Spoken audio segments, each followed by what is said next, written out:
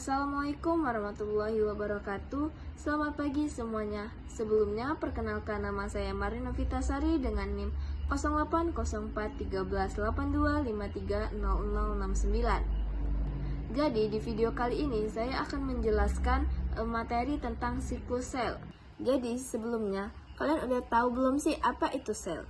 Jadi, siklus sel adalah serangkaian proses atau urutan kejadian yang sistematis dan berulang di mana sel tumbuh melakukan replikasi materi genetik DNA dan akhirnya membelah diri menjadi dua sel anak. Tujuan siklus sel yaitu pertumbuhan menambah jumlah sel sehingga tubuh bertambah besar. Perbaikan dan regenerasi menggantikan sel-sel yang rusak, mati, atau aus. Reproduksi membentuk individu baru pada makhluk hidup uniseluler. Ada juga jenis-jenis pembelahan sel, itu dibagi menjadi 3 bagian, yaitu yang pertama amitosis.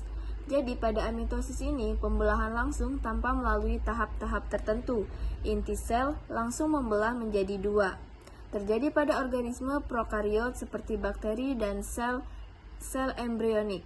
Disebut juga pembelahan biner. Yang kedua yaitu mitosis, pembelahan sel yang menghasilkan 2 sel anak dengan jumlah kromosom yang sama persis dengan sel induk. Tujuannya, pertumbuhan dan perbaikan jaringan tubuh terjadi pada sel tubuh somatis. Yang ketiga yaitu meiosis, pembelahan reduksi yang menghasilkan 4 sel anak dengan jumlah kromosom setengah dari sel induk. Tujuannya, pembentukan gamet sel kelamin terjadi pada organ reproduksi. Interfase atau fase M, mitosis atau meiosis. Jadi pada interfase, fase istirahat atau persiapan, fase ini memakan waktu sekitar 90% dari siklus. Sel tampak tenang tetapi sebenarnya sangat aktif melakukan metabolisme. Pada fase G1, sel tumbuh membesar, sintesis protein dan RNA. Pada fase kedua atau fase S, sintesis, terjadi penggandaan DNA dan kromosom. Dan fase G2, sel terus tumbuh dan melakukan persiapan terakhir sebelum membelah. Pada fase M atau mitosis-meiosis, fase pembelahan sel yang sebenarnya meliputi pembagian inti dan pembagian sitoplasma. Pada fase M ini terbagi menjadi 4 tahapan utama. Yang pertama yaitu profase.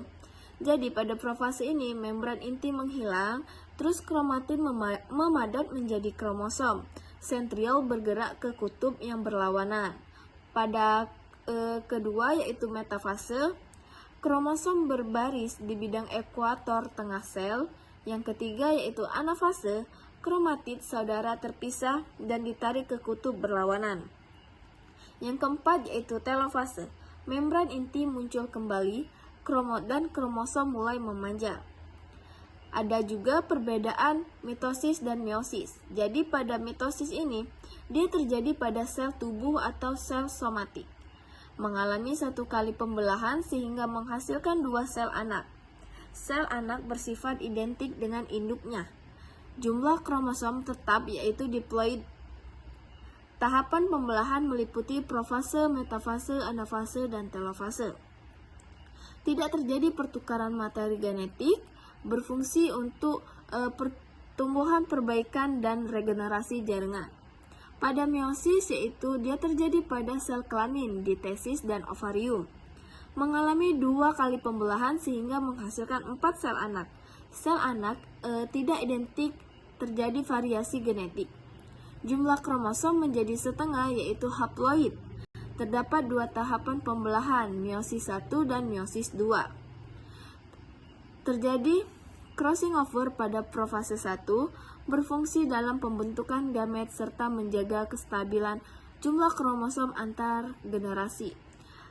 Terus ada gangguan pada siklus sel. Jadi apa aja sih ada gangguan pada siklus sel ini?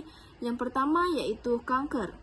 Kenapa kanker? Karena sel membelah diri secara tidak terkontrol dan sangat cepat, membentuk massa jaringan abnormal yang disebut tumor. Yang kedua yaitu abitrofi, degenerasi atau penurunan fungsi sel karena faktor usia. Jadi kesimpulan dari siklus sel ini, Yang pertama yaitu siklus sel adalah proses hidup sel mulai dari terbentuk hingga membelah.